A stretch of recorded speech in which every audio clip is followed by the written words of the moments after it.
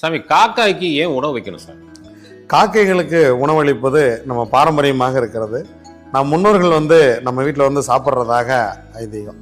நீங்கள் நம்ம ஏற்கனவே இப்போ வீடியோ போட்டு ரொம்ப சிறப்பாக நம்ம சேனலில் இந்த வீடியோ போயிருக்கு.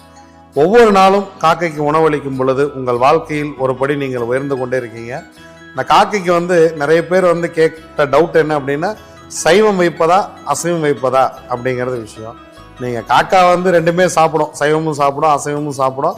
நீங்கள் வைக்கும்போது கொஞ்சம் சைவமாக வைங்க. தயிர் சாதம் வைப்பது, அதில் கொஞ்சம் எள்ளு போட்டு வைக்கிறது ரொம்ப சிறப்பு. காக்கைக்கு அதில் கொஞ்சம் மிச்சரும் சேர்த்து வச்சிங்கன்னா ரொம்ப நல்லா காக்கை சாப்பிடும்.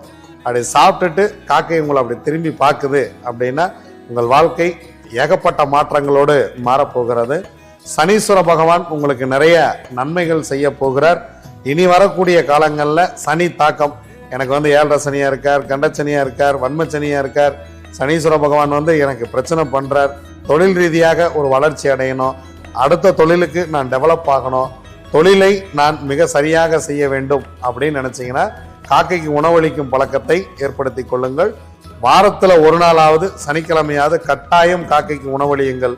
காக்கைக்கு உணவளிக்க உணவளிக்க உங்கள் வாழ்க்கை மிக பிரம்மாண்டமாக மாறும்.